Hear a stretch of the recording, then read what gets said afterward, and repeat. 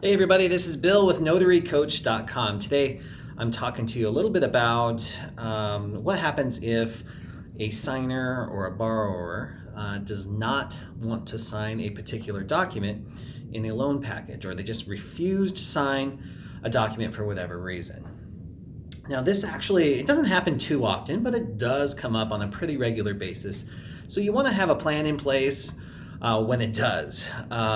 Every now and then you'll find a borrower who's super cool throughout most of the signing, and then they just come across one that just gets right in their craw, and they don't want to sign it for whatever reason. And it might surprise you actually what documents stop people. It's usually not the documents that have the numbers and the interest rate and the closing costs. It's not the documents that offer a very limited power of attorney to the escrow officers and underwriters to act on the borrower's behalf. That surprises me sometimes. Those are not the documents that concern people. The ones that stop people where they just want to refuse to sign are sometimes the ones about prorating taxes, or the employment agreement for the title company, just kind of unusual documents to stop somebody. But regardless of the reason, it is the borrower's right to express concern or stop the signing until they get the answers that they need. So the reality is, the general rule of thumb on these things is that if the borrower wants the loan to close, they need to sign all the documents. Now that's knowledge that you as the mobile notary and signing agent are going to know in the back of your head. Look, if we want to get this deal done, we have to sign it, but we're not necessarily going to express that in words. I do know signing agents that do that, and they actually get pretty poor reviews because people just don't want to hear, look, if you want this house, you have to sign the document. That's not the approach that we would want to take to make people feel comfortable with what they're doing. They obviously have a concern, they're expressing it to us, so we have a couple of different options. Refusing to sign the document is most likely just a misunderstanding of exactly what that document is. And here's how you can handle that. First, you want to empathize with the borrower, not defend the borrower. Kind of the best part of this job that we have as a mobile notary and signing agent is that we're independent. We don't have an emotional or a financial interest in making sure that this deal closes. So we can be on the borrower's side. We can say, hey, I totally understand what you mean. Take side, show that you're supporting them. You've got their concerns too, and you're looking out for their best interest. And then you can ask some probing questions, because you really would just kind of want to identify what the real issue is. And I have been known to just ask, okay, so what is it about this document that concerns you the most? Or is this a deal breaker? Like, is this just not so far off your expectations that you don't want to proceed if we don't get this clarified? Don't be afraid to ask those questions, and come from a place of love and empathy, so they think that, or they know that you're on their side, and you're supporting them in finding or getting the answers that they need.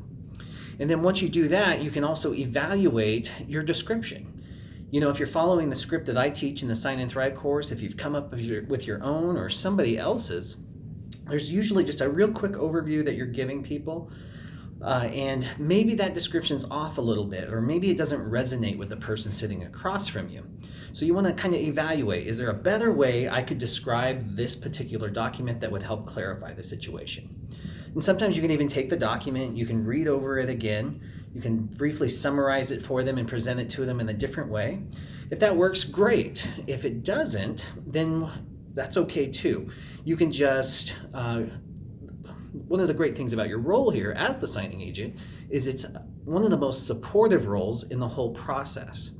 So you don't have to have all the answers. In fact, you should not have all the answers. Your role is very specific, just to make sure that the documents get signed, dated, and initialed correctly. And of course, you want to present well and professional, and make sure the escrow officer is presented in a professional manner, but you're not the industry expert on this. You don't have to have all the answers. So if you still can't re-describe the document in a way that makes the borrower comfortable, connect with the people who can. So you'll have the contact information for either the signing company that hired you, or the closing agent. That's the escrow officer or possibly an attorney in the state that you're closing, Or of course, you can also contact the loan officer or the customer service support department for the lender. So they can offer the clarity to the customer to make them either feel more comfortable with that or not.